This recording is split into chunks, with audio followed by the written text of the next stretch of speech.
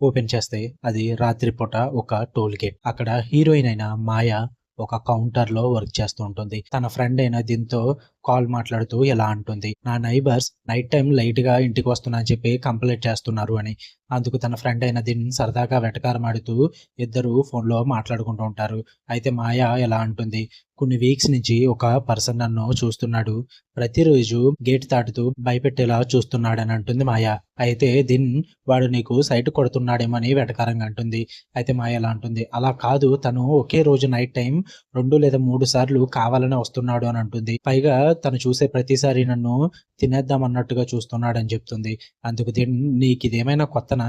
అలవాటేగా, just చూడడమేగా చేస్తున్నాడు. చెయ్యి ఏం వెయ్యట్లేదుగా, వదిలేయ్ అంటుంది. అందుకు మాయ నీకేం బానే చెప్తావు. నువ్వు వర్క్ చేసే కౌంటర్ దగ్గర నీకు తోడున్నారు. ఇక్కడ నేను ఒక్కదాన్నే ఉన్నా అని అంటుంది. అందుకు వాళ్ళ ఫ్రెండ్ అయితే నవ్వుతుంది. అదే టైంకి ఆ క్రీపీ పర్సన్ యొక్క కార్ అయితే వస్తుంది కౌంటర్‌కి. మాయ కూడా తనతో ఏం మాట్లాడదు. వెంటనే దీన్ని హలో హలో అంటుంది. కానీ మాయ ఆ వ్యక్తికి టికెట్ ఇస్తూ ఉంటుంది. ఆ వ్యక్తి మాయని అలా చూస్తూనే ఉంటాడు. అయితే వెనక వేరే ట్రక్ రావటం వల్ల ఆ వ్యక్తి అక్కడి నుంచి కారు తీసుకొని ముందుకు వెళ్ళిపోతాడు. మాయ ఒక్కసారిగా ఊపిరి పీల్చుకుంటుంది. కానీ బయటకు చూసినప్పుడు ఆ వ్యక్తి మాత్రం దూరంగా కారు ఆపి మాయ కౌంటర్ వైపు చూస్తాడు. మాయకి భయం వేసి దింతో ఎలా అంటుంది. ఆ పర్సన్ ఇక్కడే ఉన్నాడు. తను నడుచుకుంటూ నా కౌంటర్ దగ్గరికే వస్తున్నాడని అరుస్తుంది. అయితే వెంటనే నువ్వు భయపడకు, నేను ఆఫీస్‌కి కాల్ చేస్తాను అని అంటుంది. వెంటనే ఆఫీస్‌కి కాల్ చేసి మాయ ఉన్న కౌంటర్ నంబర్ చెప్పి అక్కడికి ఆఫీసర్స్ అని పంపమని చెప్తుంది. వెంటనే మాయకి డోర్ లాక్ చేసుకోమని చెప్తుంది. మాయ అలానే చేస్తుంది. విండో కూడా మూసేస్తుంది. ఆ పర్సన్ అక్కడికి వచ్చి విండో డోర్ కొడతాడు. మాయ చాలా భయపడుద్ది. మాయ నెమ్మదిగా డోర్ తీసి గార్డ్స్ వస్తున్నారు, మీరు వెళ్ళిపోండి అని బెదిరిస్తుంది. ఆ వ్యక్తి ఇలా అంటాడు. నీ పేరు రహాయునా అని. వెంటనే మాయ నా పేరు రహాయు కాదు, మాయ అని తిడుతుంది. ఆ వ్యక్తి అలా అడుగుతాడు. నువ్వు హడ్జోసారి విలేజ్ నుంచే వచ్చావా అని. అందుకు మాయ నీకేం కావాలి అని అడుగుతుంది. అందుకు ఆ వ్యక్తి మీ నాన్న పేరు దోనో ఇంగ్సోనా అని అడుగుతాడు. అందుకు మాయ ఏం మాట్లాడదు, సైలెంట్‌గా ఉంటుంది. ఆ వ్యక్తి అక్కడి నుంచి వెనక్కి వెళ్తాడు. మాయ మళ్ళీ విండోలోంచి అటు చూసినప్పుడు ఆ వ్యక్తి డిక్కీలో ఉన్న కత్తి తీసుకుని మాయ వైపు వస్తుంటాడు కోపంగా. అది చూసి మాయ చాలా భయపడి గట్టిగా అరుస్తూ తను కత్తి తీసుకున్న వైపు వస్తున్నాడని అరుచుకుంటూ కౌంటర్ డోర్ ఓపెన్ చేసి బయటకు పరిగెడుతుంది. అది చూసి ఆ వ్యక్తి కూడా మాయ వెనక కత్తి పట్టుకుని పరిగెడతాడు. ఆ కత్తితో మాయని నరుకుదామని చూస్తాడు. మాయ కాలు జారి ఒక చోట పడిపోతుంది. ఆ వ్యక్తి వెంటనే మాయ మీద కూర్చొని తనని గట్టిగా కొట్టి తన తొడకాలు మీద ఉన్న ఒక మచ్చ మీద కత్తితో గట్టిగా పొడుస్తాడు. మాయ చాలా ఏడుస్తుంది. వెంటనే మాయ తిరుగుబడుతుంది. కానీ కత్తితో నెత్తి మీద కొడతాడు. స్పృహ కోల్పోతుంది మాయ అందువల్ల. ఇక మాయని చంపేస్తున్న టైంలో అక్కడికి పోలీసులు వచ్చేస్తారు. ఆ కత్తి పడేయమని అడుగుతారు. అప్పుడే ఆ వ్యక్తి ఎలా అంటాడు. మీ నాన్న మా ఊరికి చేసిన శాపం వెనక్కి తీసుకుని వెళ్ళు అంటూ తనని చంపబోతాడు. ఈలోపు పోలీసులు షూట్ చేసేస్తారు. ఆ వ్యక్తి అక్కడే చనిపోతాడు. కొంతకాలం తర్వాత మాయ మరియు తన ఫ్రెండ్ అయిన ఇద్దరు అక్కడ వర్క్ చేయడం మానేసి వాళ్ళ దగ్గర ఉన్న డబ్బు మొత్తం పోగు చేసుకుని ఒక బట్టల షాప్ అయితే పెట్టుకుంటారు. కానీ ఎక్కువ లాస్ నే ఉంటుంది. అందుకు మాయ కూడా చాలా బాధపడుతుంది. అప్పుడే మాయ ఒక నిర్ణయం తీసుకుంటుంది. అదే ఒక ఊరికి వెళ్ళాలని చెప్పి. వాళ్ళ ఫ్రెండ్ ఎక్కడికి అని అడిగినప్పుడు మాయ ఎలా అంటుంది. ఆ ఇన్సిడెంట్ జరిగాక నేను నా గతం గురించి తెలుసుకోవడానికి మా ఆంటీ హౌస్ మొత్తం వెతికాను. ఈ ఫోటో దొరికిందంటుంది. అందులో ఒక ముగ్గురు ఫోటో అయితే ఉంటుంది. ఒక పర్సన్, ఒక చిన్న పాప అండ్ ఒక లేడీ. కానీ వాళ్ళే తన పేరెంట్స్ అని అయితే మాయాకి తెలీదు. అందుకు నీకు తెలీదు కదా అని అడిగితే నేను అసలు వాళ్ళని చూసినట్టు కూడా గుర్తులేదు. చాలా చిన్న వయసులోనే వచ్చేసాను. ఏమీ గుర్తులేదు అని అంటుంది. ఆ ఫోటో వెనకాల మాత్రం రహాయు అని రాసి ఉంటుంది. వెంటనే అయితే ఆ సైకో చెప్పింది నిజమే అన్నమాట అని అంటుంది. అందుకు మాయ నిజమే అవ్వచ్చు. ఎందుకంటే ఒకానొక టైంలో నా ఆంటీ కూడా నన్ను రహాయు అని పిలవడం విన్నా అంటుంది. అయితే ఆ ఫోటో చూశాక మాయకి మాత్రం ఒక ఐడియా వస్తుంది. ఆ ఫోటోలో బ్యాక్ సైడ్ ఉన్న హౌస్ అమ్మితే అమౌంట్ వస్తుంది, అప్పులు క్లియర్ అయిపోతాయి, సెటిల్ అవ్వచ్చు అని. దానికోసం ఆ ఊరు వెళ్దామని డిసైడ్ అవుతుంది. అందుకు తన ఫ్రెండ్ కూడా నేను వస్తాను, ఇద్దరం కలిపి వెళ్దామని అక్కడి నుంచి బయటికి వెళ్తుంది. అలా వెళ్ళాక వాష్రూమ్ లో ఉన్న మాయాకి తనకి ముందు కట్ అయిన తొడకాలు దగ్గర బ్లడ్ కారుతూ ఉండడం చూసి చెయ్యి పెట్టి చూస్తే ఆ లోపల నుంచి ఒక పేపర్ అయితే వస్తుంది. వెంటనే అది చూసి షాక్ అయిన మాయ ఒక ఫోటో తీసుకుని ఆ పేపర్ ని పడేస్తుంది. ఆ పేపర్ లో వేరే భాషలో ఏదో రాసి ఉంటాయి. అది మాయాకి అర్థం కాదు. ఇక అక్కడి నుంచి బయటికి వచ్చాక కనిపించదు. కానీ మాయ మాత్రం బయట విచిత్రమైన బొమ్మలన్నీ చూస్తూ ఉంటుంది. ఒక చోట ఎవరో ముసుగు వేసుకుని కూర్చుంటారు. మాయ భయపడుద్ది. కానీ అది ఒక వాచ్మెన్ మాత్రమే. అక్కడ నుంచి పక్కకి వెళ్ళాక 3 ముసుగు వేసిన బొమ్మలు ఉంటాయి. గేట్ కూడా లాక్ అయి ఉంటుంది. వెంటనే వెనక ఉన్న బొమ్మల్లో ఒక బొమ్మ పడుద్ది. అది చూసి భయపడుతుంటుంది మాయ. వెనక నుంచి ఒక్కసారిగా ఒక చెయ్యి వచ్చి మాయ భుజం మీద పడుతుంది. మాయ భయపడుద్ది. కానీ అది తన ఫ్రెండ్ అయిన దిన్నే. లాక్ ఓపెన్ చేసుకొని ఆ రోజు రాత్రి మాయ ఊరికైతే బయలుదేరతారు ఇద్దరు బస్సులో. జర్నీ కూడా చాలా టైం పడుతుందని తెలుస్తుంది. ఈలోపు దిన్ కాసేపు పక్కకి వెళ్తుంది. బస్సులో కూడా విచిత్రమైన మనుషులు ఉంటారు. మాయ వెనక ఉన్న ఒక వ్యక్తి మాయతో మాట్లాడతాడు. ఈ బస్సులో కొన్ని ఆత్మలు ఉన్నాయి అంటూ. ఏంటి ఆత్మలా అని అంటుంది మాయ. అందుకు ఆ వ్యక్తి అవును. వాటికి ఎక్కడికి వెళ్ళాలో తెలియక ఇక్కడే తిరుగుతాయి. కానీ అవి ఎవరిని ఏమి చెయ్యవు అని అంటాడు. ఈలోపు మాయ ఎవరు మీరు అని అడుగుతుంది. అందుకు ఆ వ్యక్తి నేను ఒక రష్యన్ సైంటిస్ట్‌ని. ఇలాంటి వాటి మీద రీసెర్చ్ చేస్తాను. ఎక్కువ చోట్ల తిరుగుతూ ఉంటాను అంటాడు. వెంటనే మాయ అయితే మీకు ఎక్కువ భాషలు వచ్చా అని అడుగుతుంది. అందుకు ఆ వ్యక్తి అవును అని అంటాడు. వెంటనే మాయ తన దగ్గర ఉన్న స్లిప్ ఫోటో చూపించి మీనింగ్ అడుగుతుంది. అందుకు ఆ వ్యక్తి ఈ చిట్టి ఉన్న వాళ్ళు దయ్యాలతో ఎటువంటి ప్రాబ్లమ్స్ కూడా లేకుండా బ్రతికేస్తారు. కానీ ఇది చేసిన వ్యక్తి మాత్రం చాలా ఈవిల్ పర్సన్ అని అంటాడు. దిన్ వెనక్కి రావడంతో ఆ వ్యక్తి పక్కకి వెళ్ళిపోతాడు. మాయ అండ్ దిన్ ఇద్దరు కొన్ని విషయాలు మాట్లాడుకుంటారు. కాసేపటికి మాయ బయటికి చూసినప్పుడు ఒక ముగ్గురు పిల్లలు కనిపిస్తారు. అంతగా పట్టించుకోదు మాయ. కానీ మళ్ళీ కాసేపటి కొంత దూరం వెళ్ళాక మళ్ళీ కనిపిస్తారు. వెంటనే దిన్‌కి చెప్తుంది. కానీ దిన్ పట్టించుకోదు. తెల్లవారేసరికి వాళ్ళు ఆ ఊరికి వెళ్ళడం అయితే జరుగుద్ది. కానీ అది టౌన్ మాత్రమే. అక్కడి నుంచి హార్జోషారి విలేజ్‌కి వెళ్ళాలి అంటే ఒక గుర్రపు బండి తీసుకొని వెళ్ళాల్సి వస్తుంది. అయితే అక్కడున్న ఒక వ్యక్తితో ఒక గుర్రపు బండి మాట్లాడుకుంటారు. కాకపోతే ఆ ఊరు చాలా దూరం అండ్ అడవి లోపలికి వెళ్ళాలి. అందుకని ఆ గుర్రపు బండి వ్యక్తి ఎక్కువ డబ్బులు తీసుకుంటాడు. కానీ తీసుకొని వెళ్తాడు. దిన్ అండ్ మాయ ఇద్దరు ఆ ఊరు కోసం అడిగినప్పుడు ఆ వ్యక్తి ఎలా అంటాడు. ఈ ఊరికి ఒక పెద్ద ఉన్నాడు. తను ఒక పప్పెట్ మాస్టర్ అంటే తోలు బొమ్మలు ఆడిస్తాడు. తన పేరు సప్తది అని చెప్తూ ఉంటాడు.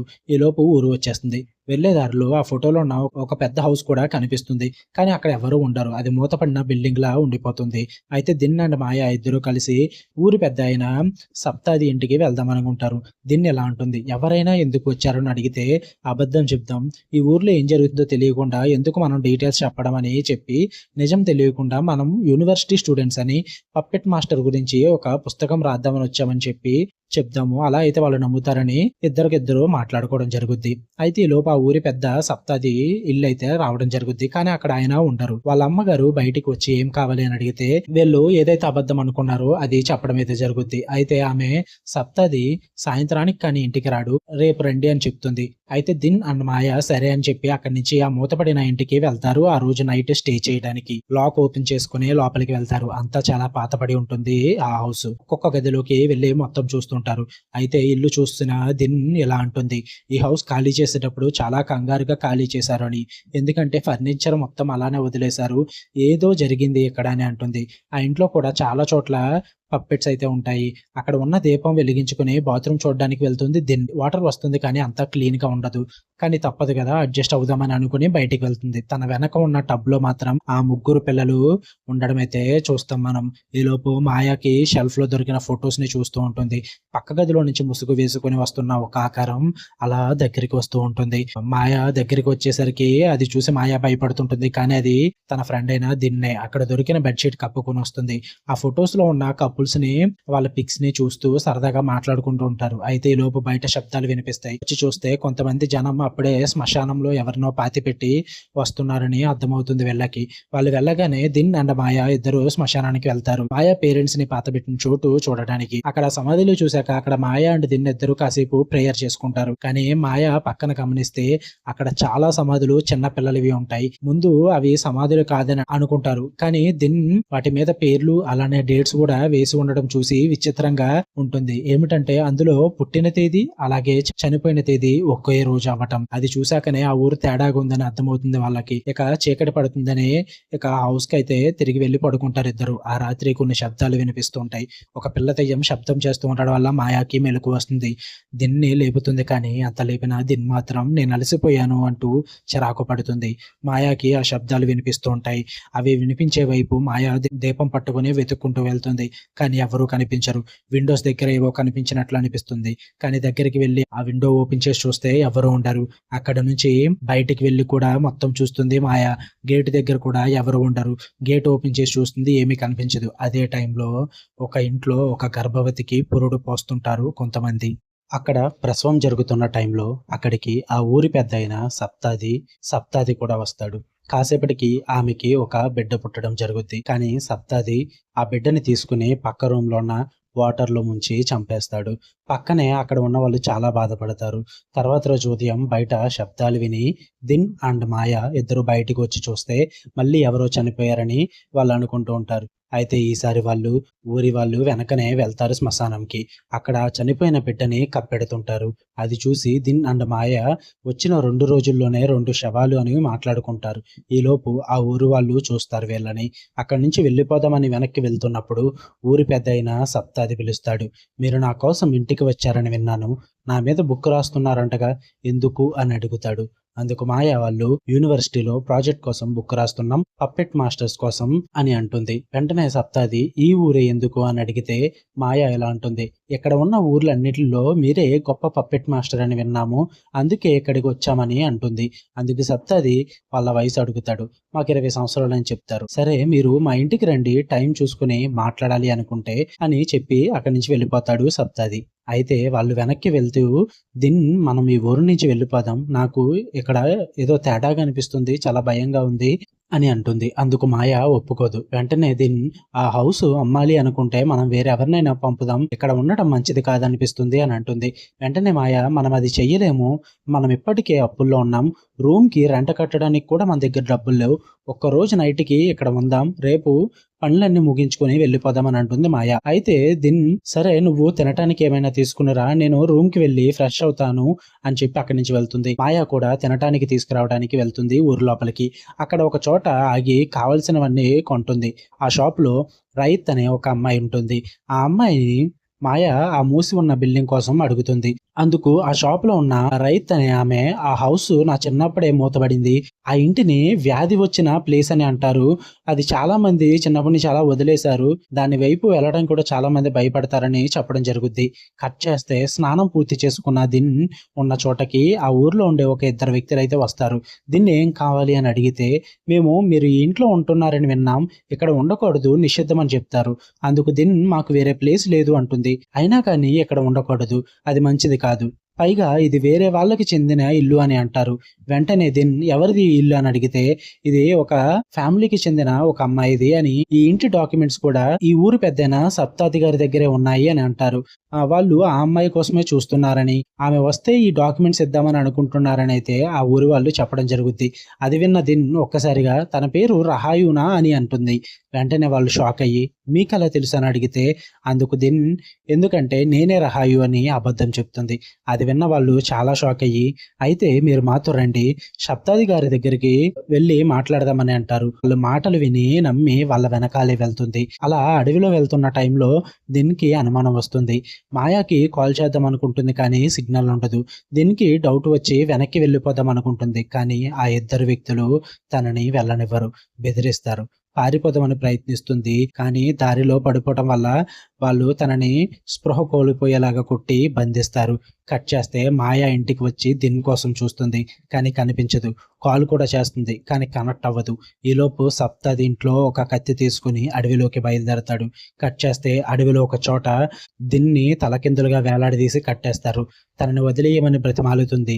కానీ వినరు. ఒక బకెట్ తెచ్చి తన తల కింద పెడతారు. పక్కన కొన్ని కత్తులు కూడా సిద్ధం చేస్తారు. దిన్ చాలా ఏడుస్తూ ఉంటుంది. అదే టైంకి అక్కడికి ఆ ఊరు పెద్ద సప్తాది వస్తాడు. తను ఏడుస్తూ వదిలేయండి అని బ్రతిమాలుతుంది. ఈలోపు అక్కడికి ఆ ఊరు పెద్ద సప్తాది అమ్మ వచ్చి ఏం చేస్తున్నారు మీరు ఇక్కడ అంటూ ఒక్కసారిగా అక్కడ ఉన్న కత్తి తీసుకుని దిన్ యొక్క పేక కట్ చేస్తుంది. వెంటనే సప్తాదితో ఇలా అంటుంది, ఊరిలో ఇద్దరు తల్లులు ప్రసవించేలా ఉన్నారు. త్వరగా పని మొదలు పెడితే వాళ్ళని కాపాడొచ్చు అని అంటుంది. వెనక దిన్ రక్తం కారిపోయి అక్కడే చనిపోతుంది. అదే టైంలో మాయ ఊరు మొత్తం వెతుకుతుంది దిన్ కోసం. కానీ కనిపించదు. చేసేదేం లేక సప్తాది ఇంటికి వెళ్ళి అడుగుతుంది. కానీ మాకేం తెలియదు అని అంటాడు. కానీ ఊరిలో అందరికీ చెప్పి చూడమంటాను. ఏమైనా తెలిస్తే మీకు కబురు పంపిస్తానని అంటాడు. అందుకు మాయ థ్యాంక్స్ చెప్పి అక్కడి నుంచి వెళ్ళిపోతుంది. దిన్ చనిపోయిన చోట బకెట్‌లో పెట్టిన రక్తం మొత్తం పారబోస్తూ ఉంటారు ఆ వ్యక్తులు. కట్ చేస్తే ఆ ఊరి పెద్ద యొక్క వాళ్ళమ్మ ఒక టబ్‌తో బయటికి వచ్చి దండం మీద కొన్ని ఆరబెడుతుంటుంది. కానీ అవి బట్టలు కాదు. దిన్ను నుంచి కట్ చేసి తీసిన తన చర్మం. అవి ఆరిపోయాక ఆ చర్మాన్ని క్లీన్ చేస్తుందామె. ఈలోపు మాయ వెతికి వెతికి అలసిపోతుంది. ఇంట్లో కూర్చుని బాధపడుతూ ఉంటుంది రాత్రి. అదే రోజు ఊరిలో తోలుబొమ్మలాట జరుగుతుంది. అది జరిగించేదే ఆ ఊరి పెద్ద సప్తాది. ఆ బొమ్మలు చేసిన తోలు మాయ ఫ్రెండ్ అయిన దింది. ఆ ఆట జరుగుతున్న టైంలో అక్కడికి మాయ వస్తుంది. ఆ ఆట మొత్తం చూసి ఆ ఊరి వ్యక్తులతో మాట్లాడుతుంది. సప్తాది గారిని కలవాలి, మా ఫ్రెండ్ కోసం మాట్లాడడానికి అని అడుగుతుంది. వాళ్ళు ఆమె ఆచూకీ తెలియలేదు, ఏమైనా తెలిస్తే మేము చెప్తాము, మీరు వెళ్ళండి అని చెప్తారు. అందుకు మాయ థ్యాంక్ యూ చెప్పి ఇంటికి వెళ్ళిపోతుంది. ఆ రోజు రాత్రి మాయ ఇంట్లో కూర్చుని ఫోన్ ట్రై చేస్తూ ఉంటుంది. అదే టైంకి ఒక పిల్ల దెయ్యం అక్కడ కనిపించి ఊరిలో ఒక ఆమె ప్రసవిస్తుంది అని చెప్పి వెళ్ళిపోతుంది. అది విన్న మాయ ఆ దెయ్యం వెనక్కి ఆ ఇంటికి వెళ్ళి బయట నుంచి చూస్తుంది. అక్కడ ఆమె ప్రసవం జరుగుతూ ఉంటుంది. అందరూ పుట్టిన బిడ్డని చూస్తారు, కానీ బాధపడతారు. ఎందుకంటే ఆ బిడ్డని కూడా సప్తాది తీసుకుని నీటిలో ముంచి చంపేస్తాడు. అది చూసిన మాయ చాలా భయపడి నోరు మూసుకుంటుంది. ఈలోపు ఆ బిడ్డ తండ్రి బాధతో అంతా బానే ఉంటుంది, ఇక నుంచి పిల్లలు మామూలుగానే పుడతారన్నావుగా, ఎందుకు ఇలా జరిగిందని అడిగితే సప్తాది కోప్పడి ఆ వ్యక్తిని కొట్టి, నేను చెయ్యాల్సింది చేస్తున్నా, ఈ విలేజ్ ని కాపాడడానికి అని తిడతాడు. పక్క వాళ్ళు కూడా ఇలా అయితే ఎలా, మా బిడ్డలు కూడా శాపంతోనే పుడతారని బాధపడతారు. ఈలోపు బయట శబ్దం వినిపిస్తుంది. మాయకి భోజనం అమ్మిన రైతు అమ్మాయి ఉంటుంది. ఈలోపు ఇంట్లో వాళ్ళు కూడా బయటకు వచ్చి చూస్తే ఆ శబ్దం ఏంటని చెప్పేసి, కానీ అక్కడ మాయ ఉండదు, రైతు మాత్రమే ఉంటుంది. వాళ్ళు ఆమెను చూసి నువ్వెక్కడ ఏం చేస్తున్నావు, ఇంటికి వెళ్ళని చెప్పి తిట్టడం చేస్తారు. వాళ్ళు అలా వెళ్ళిపోగానే వెంటనే వెనక చెక్కల దగ్గర దాక్కున్న మాయ బయటకు వచ్చి తనకి థ్యాంక్ యూ చెప్తుంది. ఆమె మాయని నువ్వెక్కడ ఉండొద్దు, నాతో రా అని వాళ్ళ ఇంటికి తీసుకువెళ్తుంది. వెళ్లే దారిలో మాయ అసలు ఈ విలేజ్ లో ఏం జరుగుతుందని అడుగుతుంది. అది ఒక పెద్ద కథ అని చెప్తుంది రైత్. మాయ నా ఫ్రెండ్ ఏమైంది తెలియలేదు, ఆమెని చాలానే వెతికాను, నాకు కనిపించలేదని అంటుంది. అయితే రైత్ నువ్వెక్కడ చాలా జాగ్రత్తగా ఉండాలి, ముందు బయట ఎవరికి కనిపించొద్దని అంటుంది. ఆమె ఇంటికి వెళ్తారు ఇద్దరు కలిపి. అక్కడ ఆమె తప్ప ఎవరు ఉంటారు. ఆమె మాయతో భయపడకు, ఇక్కడ నేనే ఉంటాను, నేను అందరిలా కాను, నీకు సహాయం చేస్తాను, నా పేరు రాయత్ అని అంటుంది. మాయ ఆ చనిపోయిన బేబీ కోసం అడుగుతుంది. అప్పుడు రాయత్ ఇలా అంటుంది, అది శాపంతో పుట్టిన బిడ్డ అని అంటుంది. ఎందుకు అలా అని మాయ అడిగినప్పుడు అందుకు రాయత్, ఈ ఊరు మొత్తం శపించబడింది, ఈ ఊరిలో ఒక్కరు కూడా చిన్నపిల్లలు ఎవరు ఉండరు, 20 సంవత్సరాలుగా ఇక్కడ పిల్లలు అనే వాళ్ళే లేరు అని అంటుంది. ఎందుకు అలా అని మాయ అడిగినప్పుడు అందుకు రైతు, ఇక్కడ ఒక రిచ్ ఫ్యామిలీ అయితే ఉండేవారు ఆ పాత ఇంట్లో, ఆ ఇంట్లో ఇప్పుడు ఉన్న ఊరి పెద్ద సప్తాది అలాగే వాళ్ళ అమ్మగారు అక్కడ పనిచేస్తూ ఉండేవారు. ఆ ఇంటి పెద్దకి ఒక కొడుకు ఉండేవాడు, అతని పేరే డోనో వాంగ్సో. అతను వాళ్ళ తండ్రి చనిపోయాక ఆస్తి మొత్తానికి వారసుడయ్యాడు. అలానే అతను ఒక గొప్ప పప్పెట్ మాస్టర్ కూడా. తను ఆడించే బొమ్మలను తానే చాలా బాగా రెడీ చేసుకునేవాడు. అలాగే విలేజ్ లో సింటా అనే ఒక అందమైన అమ్మాయి కూడా ఉండేది. తనని అందరూ పెళ్లి చేసుకోవాలి అనుకునేవాళ్ళు, కానీ ఆమెను డోనో వాంగ్సో ఇష్టపడి పెళ్లి చేసుకున్నాడు. అప్పుడు ఆ పెళ్లి చాలా గ్రాండ్ గా జరిగింది. కానీ 3 సంవత్సరాలు గడిచినా వాళ్ళకి సంతానం లేదు. ఇద్దరు చాలా బాధలో ఉండేవారు. ఇంకో 2 సంవత్సరాలు ప్రయత్నించాక ఆఖరికి ఆమె గర్భవతి అయింది. ఆ సంతోషంతో ప్రతి శనివారం ఊరిలో పార్టీ చేసేవాడు డోనో వాంగ్సో. ఆ రోజు ఆ పెప్పెట్స్ ని అన్ని ప్రదర్శించేవాడు. కానీ ఆ బిడ్డ పుట్టాక బిడ్డ పొజిషన్ ఏం బాలేదని అందరికీ తెలిసింది. కానీ ఊర్లో ఒక్కరు కూడా ఆ పాపని చూడలేదు. అందుకు మాయ ఎందుకు అని అడుగుతుంది. అందుకు రైత్, ఆ పుట్టిన బిడ్డ ఒంటి మీద చర్మం లేకుండా పుట్టింది, అందుకే అని అంటుంది. అప్పటి నుంచి డోనో వాంగ్సో ఎవరితోనే మాట్లాడలేదు. కానీ కొన్ని రోజుల తర్వాత ఊరిలో కొంతమంది పిల్లలు కనబడకుండా పోవటం మొదలైంది. ఒకరి తర్వాత ఒకరు అలా 3 అమ్మాయిలు కనబడకుండా పోయారు. ఎంత వెతికినా వాళ్ళు దొరకలేదు. ఆ తర్వాత కొన్ని రోజులకి డోనో వాంగ్సో తన కూతుర్ని మొదటిసారి బయటకి తీసుకుని వచ్చాడు. ఆమె చాలా ఆరోగ్యంగా అండ్ అందంగా ఉంది. అదంతా చూసిన విలేజ్ లో ప్రజలకి అనుమానం మొదలైంది. ఆ మిస్ అయిన అమ్మాయిలకి డోనో వాంగ్సోకి ఏదో సంబంధం ఉంది, ఆయనే ఏదో చేశారని అనుకుంటారు. అది ఊరు మొత్తం పాకుతుంది. కానీ ఆయన్ని అడగడానికి ధైర్యం సరిపోలేదు. కానీ ఒక రోజు సప్తాది వచ్చి డోనో వాంగ్సో క్షుద్ర పూజలు చేస్తున్నాడు, దయ్యంతో సంధి కుదుర్చుకుని తన కూతుర్ని కాపాడుకున్నాడు అని చెప్తాడు. కానీ దాని తర్వాత ఒక రోజు డోనో వాంగ్సోకి మతి తప్పి అందరినీ ఘోరంగా చంపడం మొదలు పెడతాడు. ఆ తర్వాత అతను కూడా అక్కడే మెడ కోసుకుని చనిపోయాడు. ఆ తర్వాత ఆ ఇంట్లో పనిచేసే ఒక ఆమె ఆ పాపని తీసుకుని ఊరు నుంచి పారిపోయింది సిటీకి. అప్పటి నుంచి ఈ ఊరు శపించబడింది. పుట్టిన ప్రతి ఒక్కరు చర్మం లేకుండా పుట్టడం మొదలైంది అని అంటుంది. అందుకు మాయ, అలా అయితే బేబీస్ ని చంపడం ఎందుకు, బ్రతికి ఉంచితే వాళ్ళకి చర్మం కొద్ది కొద్దిగా వస్తుంది కదా అని అంటుంది. అందుకు రైతు, అది కూడా జరిగింది. ఊరి బయట అడవిలో ఇప్పటికీ ఒకరు చర్మం లేకుండానే బతుకుతున్నాడు, అది కూడా ప్రతి క్షణం నరకం అనుభవిస్తూ అని అంటుంది. ఊరి పెద్ద సప్తాది ఏమన్నారు అంటే, ఈ శాపం పోవాలి అంటే ఎవరైతే ఈ ఊరి నుంచి తప్పించుకుని వెళ్ళిందో ఆ రహాయు అని చంపి తన చర్మం తీసి తోలుబొమ్మలు చేసి పూజ జరిగించాలి. అప్పుడే ఈ శాపం పోతుందని అంటుంది. అదే టైంలో సప్తాది మరియు ఆ వ్యక్తులు ఏం చేద్దామని ఆలోచిస్తున్న టైంలో సప్తాది తల్లి వచ్చి, మనం తప్పు అమ్మాయిని పట్టుకున్నాం. అసలైన రహాయు ఇంకా బయటనే ఉంది. తనని పట్టుకోండి అని చెప్తుంది. కట్ చేస్తే రైతు, నీకు తినటానికి తీసుకుని వస్తాను, ఏమైనా ఆగు అని చెప్పి పక్కకి వెళ్తుంది. అదే టైం మాయ పైన గోడ మీద ఉన్న ఒక ఫోటోలో ఉన్న వ్యక్తిని చూసి షాక్ అవుతుంది. ఆ వ్యక్తి ఎవరో కాదు, మొదట్లో మాయాని టోల్ గేట్ దగ్గర చంపడానికి చూసిన వ్యక్తి. మాయ అది చూసి షాక్ అవుతుంది. వెంటనే ఎవరా వ్యక్తి అని రైతుని అడుగుతుంది. అందుకు ఆమె, ఆయన నా హస్బెండ్ అని అంటుంది. ఇది ఎలా ఉండగా ఊరి వాళ్ళందరూ ఏకమై మాయాని పట్టుకోవడానికి ప్రతి చోట వెతకడం మొదలు పెడతారు. మాయ ఏం తెలియనట్టు, మీ హస్బెండ్ ఎక్కడ అని అడుగుతుంది. అందుకు ఆమె, ఆయన కొన్ని నెలల ముందు సిటీకి వెళ్ళాడు, ఈ శాపం పోగొట్టడానికి ఒక సమాధానం కోసం అని అంటుంది. ఈలోపు అక్కడికి ఒక ఇద్దరు విలేజర్స్ అయితే మాయాని వెతుక్కుంటూ వస్తారు. మాయ అక్కడే బల్ల కింద దాక్కుంటుంది. వాళ్ళు లోపలికి వచ్చి రైతుని చూసి వేషాలు వేస్తుంటారు. హస్బెండ్ లేకపోవడం వల్ల తనని ఇబ్బంది పెడుతుంటారు. అలానే రహాయు అనే అమ్మాయి కోసం వచ్చాము, తనకు కనిపిస్తే చెప్పని చెప్తారు. రైతు మాత్రం వాళ్ళని ఇక్కడి నుంచి వెళ్ళిపోమని అంటుంది. వాళ్ళు కూడా కోపంతో, నువ్వు అమ్మాయి కనిపిస్తే మాకు చెప్పు, ఎందుకంటే ఇంతకుముందు మన ఊరి వాళ్ళు ఒక అమ్మాయిని రహాయు అనుకుని వాళ్ళ ఫ్రెండ్ అయితే చంపేయడం జరిగింది. ఈసారి ఆ అమ్మాయిని అలా నా పట్టుకోవాలని అయితే చెప్పడం జరుగుతుంది. అది విన్న మాయ చాలా బాధపడుతుంది. ఈ లోపు రైతు కత్తి తీసుకుని బెదిరించడం వల్ల వాళ్ళు అక్కడి నుంచి అయితే వెళ్ళిపోతారు. వెంటనే మాయ ఏడుస్తూ బయటికి వచ్చి తన ఫ్రెండ్ దీన్ని చనిపోయిందని తెలిసి తట్టుకోలేకపోతుంది. ఇక రైతు, నువ్వు ఇక్కడ ఉండకూడదు, తెల్లవారే లోపే బయటపడాలి, నీ దగ్గర ఫోన్ ఉంది కదా, నేను పక్క ఊరు నుంచి సహాయం పిలుస్తా, ఈ లోపు మనం అడవి గుండా రోడ్డు వరకు వెళ్తే సరిపోతుందని అడవిలోకి బయలుదేరతారు. అప్పటికి ఊరు వాళ్ళందరూ ఎటు పారిపోనివ్వకుండా ఊరు మొత్తం చుట్టేస్తారు. వీళ్ళు సాయానికి పిలిచిన వ్యక్తి వచ్చేసరికి ఊరు వాళ్ళందరూ ఎంట్రన్స్ లో ఉంటారు. అప్పటికి మాయ అండ్ రైతు కూడా రోడ్డు దగ్గరికి వస్తారు. మాయ వెళ్ళిపోదామని ఫిక్స్ అయ్యి రైతుకి తన హస్బెండ్ కి సిటీలో ఏం జరిగిందో చెప్పేస్తుంది. అది విని రైతు చాలా షాక్ అయ్యి ఏడుస్తూ ఉంటుంది. ఈలోపు మాయ అక్కడి నుంచి బయలుదేరిపోతుంది. కానీ అక్కడికి వచ్చిన పర్సన్ ని మాత్రం ఊరి వాళ్ళు అక్కడే కాల్చి చంపేస్తారు. మాయ అది చూసి భయపడి వెనక్కి పారిపోదామని చూస్తుంది. వెనక్కి చూస్తే రైతు ఉంటుంది, కానీ ఏమి చేయదు. వెంటనే మాయ అక్కడి నుంచి పరిగెడుతుంది. ఎవరికి కాపాడకుండా ఒక చెట్టు చోటున దాక్కుంటుంది. అలా దాక్కున్న మాయని ఉరివాళ్ళు చూడకుండా దాటేస్తారు. తను ఆ చెట్టు దగ్గర నుంచి రోడ్డు వైపుగా వెళ్తుంది. అటువైపు నుంచి ఒక ట్రక్ అయితే వస్తుంది. ఆ బండి ఆపి అందులోంచి తప్పించుకుందామని అనుకుంటుంది. కానీ ఈ లోపు ఆ వెహికల్ నడుపుతున్న వ్యక్తి పక్కకి చూడగానే సీట్ లో ఒక దయ్యం కనిపించి చూడగానే భయంతో ఆ డ్రైవర్ యాక్సిడెంట్ చేస్తాడు. వెంటనే వెనక ఉన్న మాయ పక్కన పడిపోతుంది. అలా పక్కన పడిపోయిన మాయ ముందుకు చూడగానే ఒక 3 పిల్ల దయ్యాలు అయితే మాయ వైపు వస్తాయి. అందులో ఒక పిల్ల దయ్యం మాయ లోపలికి వెళ్తుంది. ఒక్కసారిగా మాయ పాత గతంలోకి వెళ్తుంది. అక్కడ డోనో వాంగ్సోకి పెళ్లి కాకముందు వాళ్ళ ఇంట్లో పనిచేస్తున్న సప్తాది మరియు శాంటీ ప్రేమించుకుంటారు. కానీ డోనో వాంగ్సో శాంటీని పెళ్లి చేసుకోవడం వల్ల వాళ్ళిద్దరూ విడిపోతారు. కొన్ని సంవత్సరాలు అయినా పిల్లలు పుట్టకపోయేసరికి శాంటీ వెళ్లి సప్తాదితో అక్రమ సంబంధం పెట్టుకుంటుంది.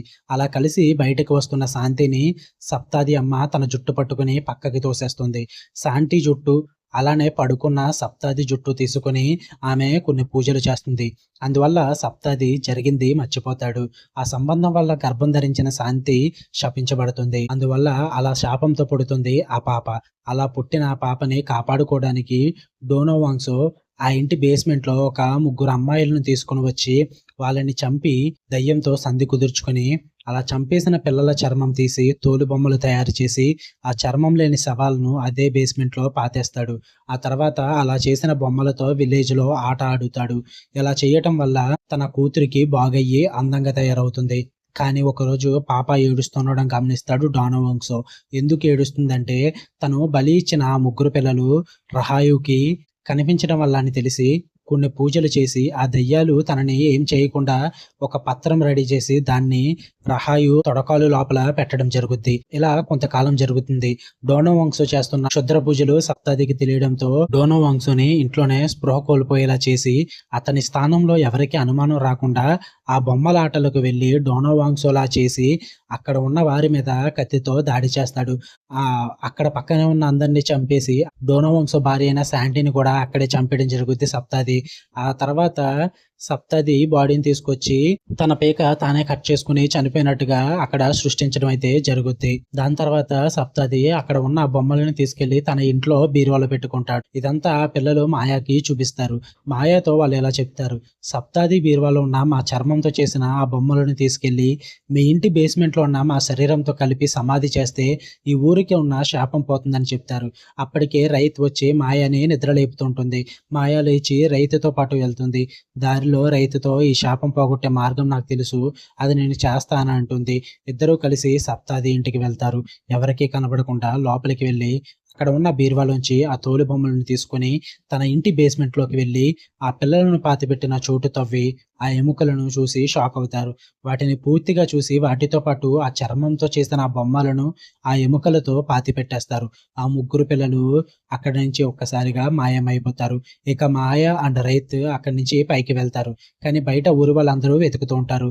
రైత్ ఎలా అయినా ఇక్కడి నుంచి వెళ్ళిపో అంటుంది మాయని. మాయ మాత్రం ఈ శాపం పోయిందని తెలిసాకనే ఇక్కడి నుంచి వెళ్తానంటుంది. అయితే రైత్ ఈరోజు ఒక ప్రసవం జరగబోతుంది రాత్రికి, అది అయ్యేదాకా చూద్దామని అనుకుంటారు. ఈలోపు అక్కడికి సప్తది తల్లి వస్తుంది. ఇంట్లోకి వచ్చి, ఒకప్పుడు నేను ఇక్కడే బ్రతికేదాన్ని, డాన్ వాంగ్స్ తండ్రికి నాకు ఎంతో మంచి సంబంధం ఉండేది, ఆ సంబంధం వల్ల పుట్టిన వాడే నా సప్తది. వెంటనే అది విన్న మాయ రైతుని ఇక్కడి నుంచి ఆ గర్భవతి దగ్గరికి వెళ్ళి తన ప్రసవం గురించి తెలుసుకొని అక్కడి నుంచి పంపిస్తుంది. ఈలోపు ఆమె అంటుంది, కానీ నా కొడుకుకి కూడా తెలియదు తను డాన్ వాంగ్స్ తండ్రికి పుట్టిన అక్రమ సంబంధం అని తెలియదు వాడికి, అలానే నాకు నా స్థానం తెలుసు కాబట్టి నేను ఆయన ఇబ్బంది పెట్టలేదు అంటుంది. ఈలోపు మాయ, ఇదంతా నీ వల్లే జరిగింది, నేను పుట్టక ముందే నన్ను చంపాలి అనుకున్నావు, నీ వల్లే ఈ శాపం మొదలైందని అంటుంది. వెంటనే ఆమె, నువ్వే వీటన్నిటికీ కారణం, నిన్ను చెరిపేస్తే అంతా మారుతుందని అంటుంది. నెమ్మదిగా ఊరి వాళ్ళు కూడా అక్కడికి వచ్చేస్తారు. మాయ అదే రహాయు తప్పించుకోలేకపోతుంది. తనని అందరూ పట్టుకొని ఒక చోట బంధిస్తారు. తనని కూడా తలకిందులుగా వేలాడదీసి ఉంచుతారు. సప్తది కత్తి తీసుకుని తనని చంపడానికి అన్ని సిద్ధం చేస్తాడు. కానీ మాయ బ్రతిమాలుతుంది, నన్ను వదిలేయండి, నేను వెళ్ళాలి అని. కానీ సప్తది వినడు. ఈ లోపు మాయ, శాపం పోయింది ఊరికి, అలాంటిది ఏమీ లేదని అంటుంది. వెంటనే సప్తది షాక్ అయి, ఏం మాట్లాడుతున్నావు నువ్వు అని అంటాడు. ఆ కనబడకుండా పోయిన అమ్మాయిలను డోనో వాంగ్సోనే చంపి మా ఇంట్లో పాతిపెట్టాడు. నేను వాళ్ళ చర్మంతో చేసిన బొమ్మలతో సహా వాళ్ళని కలిపేశాను, అది కూడా ఆ ఆత్మలు చెప్పినట్టుగా చేశాను. ఇక ఈ ఊరి మీద ఆ శాపం లేదని అంటుంది. కావాలంటే వెళ్ళి మీ బీరువాలో చూసుకో, ఆ ఇంట్లో ఆ బొమ్మలు అయితే ఉండవని అంటుంది. నేను అబద్ధం ఆడట్లేదు, నేను నిజమే చెప్తున్నా, నిజంగా చెప్పాలి అంటే నేను నీ కూతుర్ని అని అంటుంది మాయ. అది విని షాక్ అవుతాడు సప్తది. ఏమంటున్నావు నువ్వు అని అడుగుతాడు. నువ్వు మా అమ్మ శాంటి కలవటం వల్లనే నేను పుట్టాను, నీకు అది గుర్తు ఉండకుండా మీ అమ్మ నీ మీద పూజలు చేసింది, అందుకే నీకేం గుర్తులేదన్న నిజాన్ని బయట పెడుతుంది మాయ. ఇదంతా విని షాక్ అవుతాడు సప్తది. ఈ లోపు వాళ్ళ అమ్మ కూడా అబద్ధాలు ఆడుకని అంటుంది. అందుకు మాయ, నేను కాదు అబద్ధాలు ఆడిది నువ్వు అని ఏడుస్తూ అంటుంది. ఇదంతా విన్న సప్తది వాళ్ళ అమ్మని చూసి ఇది నిజమా అని అడిగితే వాళ్ళ అమ్మ ఏం మాట్లాడలేకపోతుంది, చాలా బాధపడుతుంది. అదంతా చూసిన సప్తదికి వాళ్ళ అమ్మ మీద అనుమానం వస్తుంది. వాళ్ళ అమ్మ వల్ల ఇదంతా జరిగిందని తెలుసుకుంటాడు. కానీ సప్తది అమ్మ మాత్రం కత్తి తీసుకుని మెడ మీద పెట్టుకుని నేనా లేక తనా అని అడిగి బ్లాక్మెయిల్ చేస్తుంది. సప్తదికి ఏం చేయాలో తెలియక మాయని చంపబోతాడు. కానీ రైతు ప్రసవం జరిగిన ఆమెను, ఆ బిడ్డను అదే టైంకి తీసుకుని వచ్చి శాపం పోయింది అని నిరూపిస్తుంది. వెంటనే మాయని చంపకుండా ఆగిపోతాడు సప్తది. వాళ్ళమ్మ కత్తి తీసుకుని మాయని చంపబోతుంటే తనని ఆపి అదే కత్తితో సప్తది తన పేక కట్ చేయించుకుంటాడు వాళ్ళ అమ్మ చేత. అక్కడే సప్తది చనిపోతాడు. ఆ బాధ తట్టుకోలేక వాళ్ళ అమ్మ కూడా అక్కడే చనిపోతుంది. అదంతా చూసి ఊరి వాళ్ళందరూ షాక్ అవుతారు.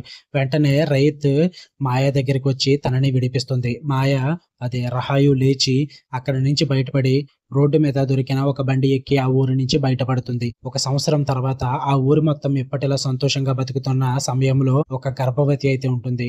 ఆమె బయటకు వచ్చి అద్దంలో ముఖం చూసుకుని లోపలికి వెళ్తుండగా అక్కడే ఆ అద్దంలో ఈ చనిపోయిన సప్తది అమ్మ దెయ్యంగా వస్తుంది ఆ ఊరికి.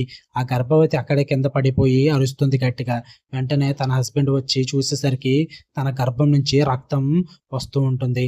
కట్ చేస్తే పక్కనే ఉన్న అద్దంలో ఆ దెయ్యం ఆ పిండంని తింటూ ఉంటుంది. ఇక్కడితో కథ సమాప్తం. ఈ సినిమా పేరే ఇంపెటిగో. ఇదొక ఇండోనేషియన్ హారర్ మూవీ. మీరు చూద్దాం అనుకుంటే ఆన్‌లైన్‌లో అవైలబుల్‌గా ఉంటుంది. ప్రెజెంట్ అయితే ఏ ఓటీటీలో కూడా లేదు. అండ్ స్ట్రిక్ట్‌లీ ఫ్యామిలీ వాచబుల్ అయితే అస్సలు కాదు. సో మీరు చూద్దాం అనుకుంటే చూడండి. అండ్ నాకు తెలుసు వీడియోస్ చాలా లేట్ అవుతున్నాయని చెప్పేసి ఇక నుంచి అవ్వదు భయ్యా. ప్రతి వీడియోలో నేను అలాగే చెప్తున్నా. కానీ ఇక నుంచి ఖచ్చితంగా అవ్వదు. ఎందుకంటే నేను తీసుకున్న గ్యాప్ అంతా కూడా స్క్రిప్ట్ వర్క్ కోసం అయితే తీసుకున్నా. ఎలా సింప్లిఫై చేసుకోవాలని చెప్పేసి ఇక నుంచి స్క్రిప్ట్‌కి అయితే నేను ఒక ఐడియా తీసుకున్నాను. సో త్వరగా వీడియోస్ వస్తూ ఉంటాయి. మాక్సిమం 2-3 డేస్‌కి ఒక వీడియో పెట్టడానికి అయితే ప్రయత్నిస్తాను. నాకు కూడా చాలా ఇంపార్టెంట్ ఈ ఛానెల్‌ని పైకి తీసుకెళ్ళడం. ఇంకా నేను scripting and voice narration, story telling ఇంకా బాగా అలవాటు చేసుకుంటున్నా. ఈ వీడియో బాగా వచ్చిందని అనుకుంటున్నా. ఇంకా ఏమన్నా కంప్లైంట్స్ ఉంటే కూడా నాకు కూడా చెప్పండి. నేను తెలుసుకుంటాను. ఓకే, వీడియో నచ్చితే లైక్ చేయండి, షేర్ చేయండి. ఛానల్‌ని కూడా ఖచ్చితంగా సబ్స్క్రైబ్ చేసుకోండి. మళ్ళీ నెక్స్ట్ వీడియోలో కలుద్దాం. Until then by.